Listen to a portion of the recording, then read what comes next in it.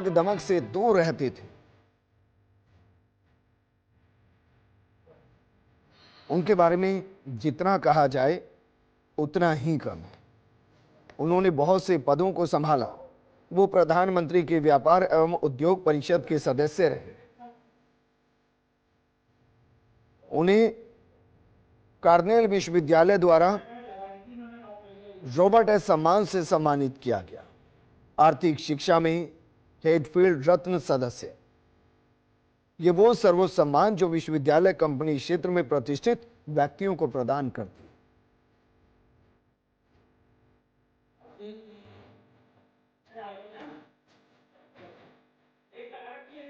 विदेशों में भी रतन टाटा का नाम हमेशा सम्मान से लिया गया है और हमेशा सम्मान से लिया जाएगा। सोचिए जरा, विदेशी संबंधों की मित्सुबिशी निगम, अमेरिकन इंटरनेशनल समूह, जेपी मॉर्गन चेस और बूज एलन लिमिटेड, ये अंतर्राष्ट्रीय सलाहकार बोर्ड के सदस्यों में वो शामिल रहे हैं। वे रेड निगम और अपनी मातृ संस्था दक्षिण कैलिफोर्निया विश्वविद्यालय के न्यासी मंडल के भी सदस्य हैं। वो दक्षिण अफ्रीका गणराज्य की अंतर्राष्ट्रीय निवेश परिषद के बोर्ड सदस्य रहे। न्यूयॉर्क स्टॉक एक्सचेंज के एशिया पैसिफिक सलाहकार समिति के सदस्य, टाटा एशिया पैसिफिक पॉलिसी के रेड केंद्र के सलाहकार बोर्ड, पूर्व पश्चिम बोर्ड के केंद्र के बोर्ड ऑफ गवर्नर्स रहे।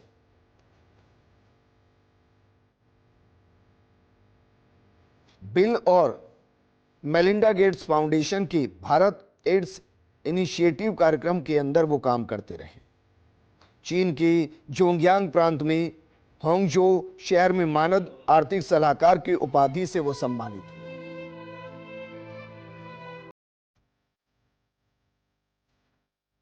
मुंबई के ब्रीच कैंडी अस्पताल में उन्होंने अंतिम सांस ली। हिंदुस्तान इस वक्त गम में डूबा हुआ है। इतने गम में डूबा हुआ है कि शायद सुबह जब सूरज उदय होगा तो वो भी शायद खुद को रोक ना पाए।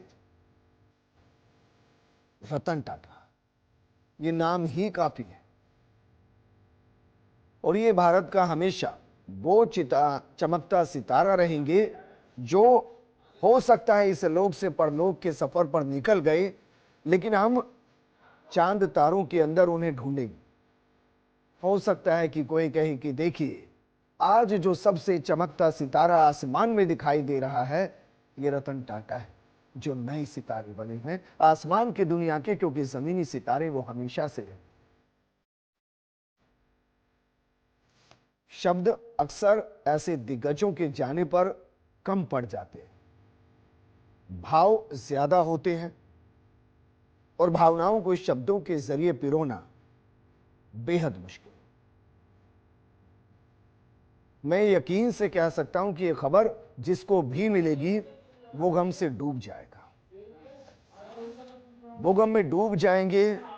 वो महसूस कर पाएंगे कि रतन टाटा का जाना ये भारत के लिए कितनी बड़ी क्षति है और उनको खोना, उनका ना होना, ये बेहद दुखद।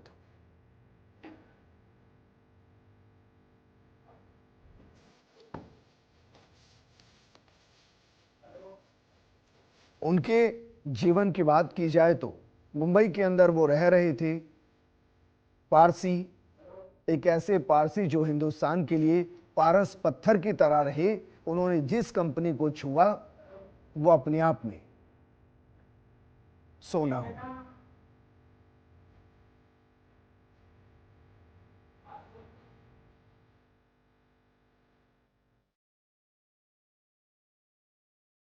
उन्होंने शादी नहीं की। शायद उन्होंने मां भारती की सेवा को ही चुना। और ये वो साधु हैं जो साधु की तरह रहे नहीं, लेकिन जीवन साधु जैसा, एक तपस्वी जैसा मां भारती के लिए हर दिन कुछ नया करने के लिए।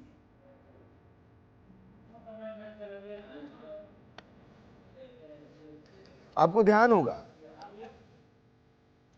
गरीबों के लिए उन्होंने बहुत कुछ किया।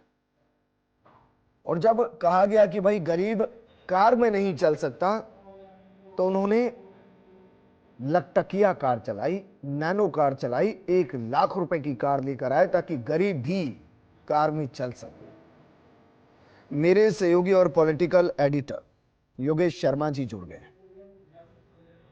योगेश जी, वो पारसी थे, लेकिन मैं कह रहा हूं कि वो भारत के पारस पत्थर थे, जिन्होंने जिस जिस को छुआ वो सोना कर दिया, और जो पूरी जिंदगी हर लम्हा मां भारती के लिए जीते रहे, मां भारती के सिर को गर्व से ऊपर उठाने के लिए काम करते रहे। और हो सकता है कि कल के बाद जो आसमान में सबसे चमकता तारा हो वो शायद रतन टाटा हो। विजेंद्र, ये बात बिल्कुल सही है, और आज पूरा देश का हर व्यक्ति गमगीन होगा, क्योंकि हम आधुनिक भारत की जब परिकल्पना करते हैं तो बिना टाटा परिवार के ये परिकल्पना पूरी नहीं हो सकती। जो सपने भारत ने ऊंची उड़ान के देखे थे, उन सपनों में जमशेद जी टाटा और उनके परिवार की भावी पीढ़ी रतन टाटा का जो योगदान रहा वो नहीं भूला जा सकता। और सबसे बड़ी बात, इस पूरे परिवार की खासियत जो कही जा सकती है वो यही है कि सोशल वेलफेयर के कामों को लेकर टाटा फाउंडेशन, टाटा परिवार जो काम करता था, और वो भी बिना किसी शोर शराबे के, वो बहुत ही काबिले गौर है कि टाटा फैमिली ने देश के युवाओं के लिए, बच्चों के लिए, उनकी शिक्षा के लिए, और साथ ही मेडिकल एंड हेल्थ के सेक्टर में जो उनका योगदान रहा कि किसी भी तरह से देश का वो पिछड़ा हुआ इलाका तरक्की करे, उन्नति करे, उस दिशा में जो काम किया गया वो वाकई में एक बड़ी उपलब्धि रही। राजनीतिक किसी भी तरह के पचड़े में पड़ने के बजाय टाटा परिवार ने हमेशा से कहा जा सकता है कि देश को उन्नति के रास्ते पर लाने काम किया, और कई बड़े बड़े फैसले आज दुनिया की नामचीन कार बनाने वाली कंपनी, और यूं कह सकते हैं कि रईसों की कार बनाने वाली कंपनी जगुआर को टाटा ने उसके शेयर भी खरीदे। जगुआर आज टाटा के साथ मिलकर कार बनाने का काम कर रही है, और कई बड़ी मल्टीनेशनल कंपनियां जिनका दुनिया में ब्रांडेड नाम है, उनको टाटा परिवार ने खरीदने का काम करके एक लोहा मनाया कि भारतीय भूमि पर जन्मा एक उद्योगपति किस तरह से किसी भी लेवल की बड़ी औद्योगिक घरानों को खरीदने की क्षमता रखता है। और आप देख सकते हैं एयरवेज के सेक्टर में आज जो भारतीय जो एयरलाइंस है जो घाटे में चल रही थी, एयर इंडिया जो घाटे में चल रही थी, उसको भी टाटा ने अपने हाथ में लेकर उबारने का जो काम किया है वो भी अपने आप में बेहद अहम है। क्यों कहा जा सकता है कि रतन टाटा जैसे बिरले व्यक्ति बार बार सरजमी पर पैदा नहीं होते। आपने जिक्र किया माँ भारती, तो वाकई में माँ भारती के सच्चे सपूत के तौर पर उन्हें जाना जाएगा। हमें आज भी याद है कि उनके पूर्वज जमशेद टाटा, जिन्होंने कहा जा सकता है कि भारत में इस्पात के कारखाने लगाने का काम किया, और कहा जा सकता है कि जिनके कारण देश का इंफ्रास्ट्रक्चर, देश के सी पोर्ट्स डेवलप करने का काम इस टाटा परिवार ने किया, और साथ ही अपने मूल्यों पर ही उन्होंने अपने औद्योगिक घरानों को खड़ा किया। आपने अभी, लेकिन योगेश जी, मुझे लगता है उन मूल्यों के अंदर जो सबसे सर्वोच्च पायदान पर था वो था सम्मान, सम्मान भारत का। आपने जगुआर का जिक्र किया। एक कहानी कही जाती है कि जगुआर ने भारत का अपमान किया था, गाड़ी नहीं दी थी, तो उन्होंने पूरी जगुआर खरीद ली। दरअसल कई फैसले उनके ऐसे रहे हैं जिनमें हो सकता है कि नुकसान रहा हो, नुकसान उठाना पड़ा हो, लेकिन मां भारती का सिर ऊपर उठाने के लिए उन्होंने सब किया है। ये बात सही है वीरेंद्र की। मुझे जो लगता है कि ये एक ऐसे व्यक्तित्व की एक अपनी कहानी है जिस पर आने वाले दिनों में जरूर कोई ना कोई फिल्म बनेगी, हमारे सामने होगी। बिल्कुल। क्योंकि रतन टाटा जैसे उद्योगपति का जाना, और क्योंकि हालांकि उनकी उम्र थी, लंबे समय से बीमारियों से जूझ रहे थे, लेकिन उसके बावजूद हमने देखा कि उन्होंने अपनी कर्मठता को नहीं छोड़ा, अपनी सादगी को नहीं छोड़ा। और ये भी मैंने सुना था कि वो कई बार इकोनॉमी क्लास में भी सफर करते हुए एयरवेज में नजर आ जाते थे। हमेशा से उन्होंने एक अलग तरह के जीवन को आत्मसात करके और भारत की तरक्की के लिए, भारत की औद्योगिक क्रांति के लिए जो सपना देखा था, उसे पूरा करने का काम रतन टाटा ने किया। और बिना किसी राजनीतिक आकांक्षाओं के पीछे किया। उन्हें केंद्र की सरकारों के जरिए सम्मान भी प्राप्त हुए, और अपने आप में एक पूरी दुनिया में रतन टाटा ने भारत का नाम चमकाया, भारत का नाम गौरव के साथ लेने का उनका जो सपना था, वो भी उन्होंने पूरी दुनिया को दिखाया। बड़े उद्योगपति के साथ ही बड़े दिल वाले व्यक्ति भी रतन टाटा रहे। अनेकों कहानियां उनके साथ जुड़ी हुई होंगी कि किस तरह से उनको टाइम पत्रिका ने सर्वश्रेष्ठ 100 उन प्रमुख उद्योगपतियों में शामिल किया था, जिनका पूरी दुनिया में दबदबा रहा। और भारत के अलावा कई देशों में रतन टाटा का कारोबार फैला है। हम अमेरिका जैसे सबसे विकसित देश की बात कर लें तो वहां पर भी रतन टाटा का कारोबार है।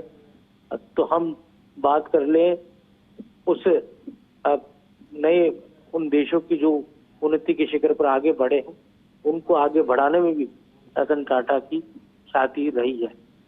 तो अपने आप में ये कहा जा सकता है कि योगेश जी, चम्मच माफी से के साथ लेकर मैं आपको के- रोक रहा हूं। हमारे साथ बीजेपी प्रदेश अध्यक्ष मदन राठौड़ जी जुड़ गए हैं।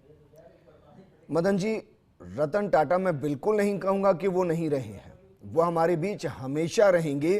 और हो सकता है कि हम किसी आसमान में चमकते सितारे को देखकर कहें कि देखिए रतन टाटा वहां से भी चमक रहे हैं। बात आपकी सही है। वास्तव में प्रसिद्ध उद्योगपति आदरणीय रतन टाटा ने देश के विकास में बहुत बड़ा योगदान दिया।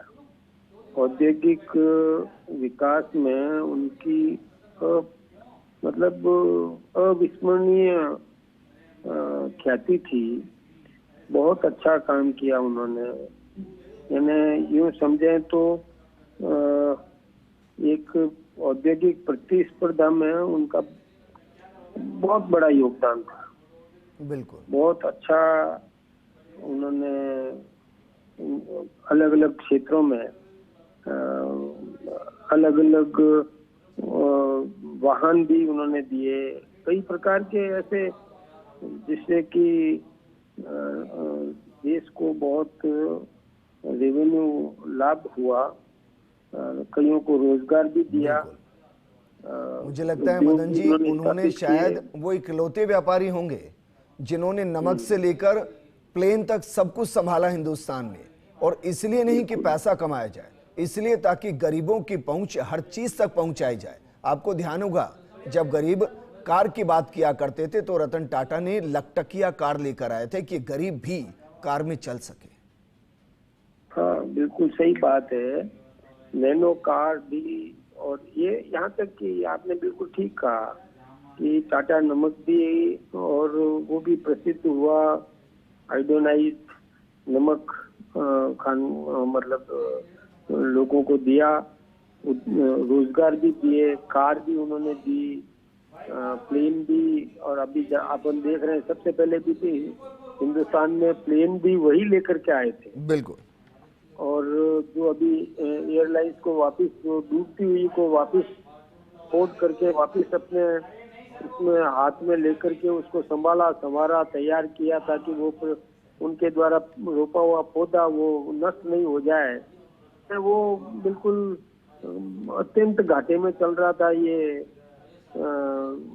वायु मतलब एयरलाइंस जो है, इसको भी उन्होंने संभाला। और फिर उन कर्मचारियों को भी निकाला नहीं, उनका भी समावेश उसमें किया। तो ये बहुत बड़ी बात है। जो ये बात आपने बिल्कुल सही कही है कि उन्होंने केवल पैसा कमाने के उद्देश्य से नहीं, लोगों को खड़ा करने में, रोजगार देने में, नई नई मतलब ऐसी ऐसी उपलब्धियां उन्होंने दी। और कंपटीशन में वो रहे, हमेशा ही कंपटीशन में रहे। बिल्कुल। और कंपटीशन में भी उन्होंने उत्कृष्ट श्रेणी के और ऐसे उपकरण दिए। ये सब अपन जानते हैं। तो हमारे लिए तो बहुत क्षति हुई है, इस देश के लिए भी बहुत हमें दुख है। ये उनका असामयिक निधन हमारे लिए तो पूर्ण क्षति है। मदन जी, पता नहीं क्यों आज हिंदुस्तान उन्हें भारत रत्न टाटा कहना चाहता है। वो हाँ, ठीक बात है।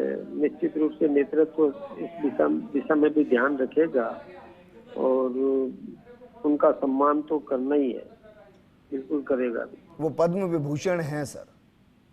हाँ, मानकर चलें कि हम कभी ये महसूस कर पाएंगे कि हाँ, भारत रत्न रतन टाटा हमारे हो गए।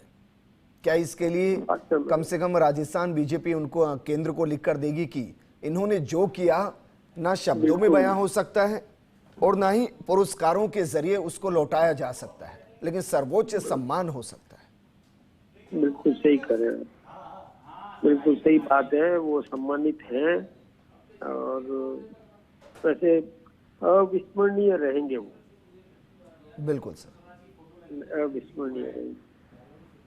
मदन जी बहुत शुक्रिया, क्योंकि मैं जानता हूं कि शब्द इस वक्त हम किसी से भी बात करेंगे तो लड़खड़ाएंगे, क्योंकि हर कोई रतन टाटा को अपना ही मानता है और इसलिए ऐसा लग रहा है कि मानो अपना कोई चला गया है।